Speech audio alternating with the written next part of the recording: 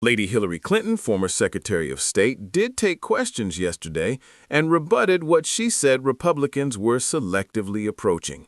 We know that Bill Clinton's opening statement includes his flat statement that he had no idea of the crimes Epstein was committing. He said, "I saw nothing, I did nothing wrong." The deposition marked the first time in history any president, after leaving office, has been forced to testify against their will to Congress. The Times noting that another norm changed. The traditional deference that has been given to former presidents ended with this particular inquiry. Top Republicans saying Clinton had no indication that Trump was involved with Epstein's crimes. Democrats contest that account. They say Clinton's information actually raised questions about Trump. Democrats also say, having been on the committee, they now see an obvious precedent to put a president, former or current, under oath, by the same logic that Republicans demanded former President Clinton speak. And all of that may be backfiring to some degree, at least in the logical universe where people look at precedents in history. Like you see on your screen, President Trump was asked about this today. I don't like seeing him depose, but they certainly went after me a lot more than that. I like him. I don't like seeing him depose. This also might suggest anxiety about him being asked about if Trump, now or later, ever has to account for videos like this. Their time in Florida, the linkages between their business activities, housing disputes they had, and whatever else he's never fully accounted for under oath. Democrats hammering the idea that they should get Trump under oath, with today's precedent stood by Howard Lutnick. He was already caught lying about visiting Epstein Island. There is a new photo from the files, and we'll show it to you. You see Epstein in white in the foreground. You see the gentleman in blue behind him. This is from the DOJ because Congress forced them to release the files. It looks like Lutnick on Epstein Island. It's dated to 2012, a period of time, of course, after Epstein's sex crime conviction. Interestingly, this came out because it was posted through the DOJ's release of the Epstein files.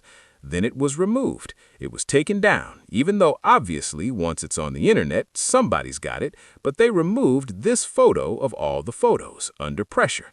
Apparently, it has now been restored, fueling demands for more accountability and more questions about what this photo suggests.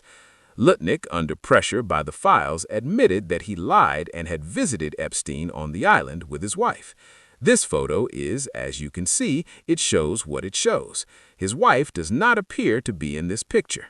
I should note Lutnick has not been accused of criminal wrongdoing. He was simply caught lying about this. And if you were someone you knew were identified as likely in this photo, I'm saying that carefully because he hasn't spoken in detail, you'd either say, yes, it's me and here's the situation, or if it wasn't you, you'd speak up. This is the 1-year mark as well tonight of something that the Trump administration would like you to forget. Attorney General Bondi gave out Epstein file binders. That was a year ago tonight. They made a big show of it. They had wire photographers and Getty and others there. They held up their binders saying, "Here you go, these are the Epstein files." And who did they give them to? Not to survivors, not to journalists, not to critics. No, in a sign of what you could only call extreme political disrespect, they gave them to allied MAGA podcasters and influencers, people who had been helping them get into office and helping them politically.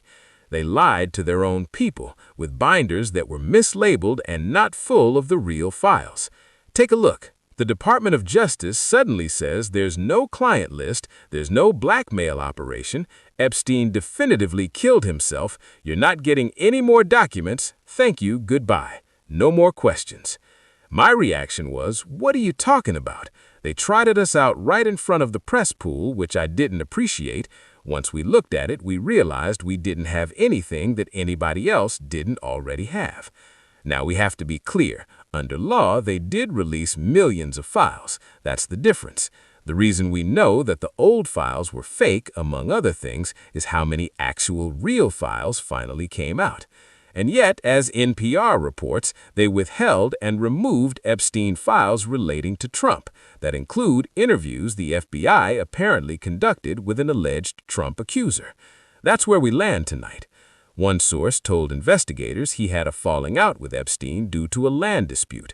That contradicts Trump's claims about why he fell out, which again reminds you about all the different people who have all kinds of conversations in elite circles. And I want to contrast that with President Clinton giving what might be an interesting contemporaneous account to what Hillary Clinton said she was being asked about at the end. Quite unusual, because I started being asked about UFOs and a series of questions about Pizzagate, one of the most vile, bogus conspiracy theories that was propagated on the internet.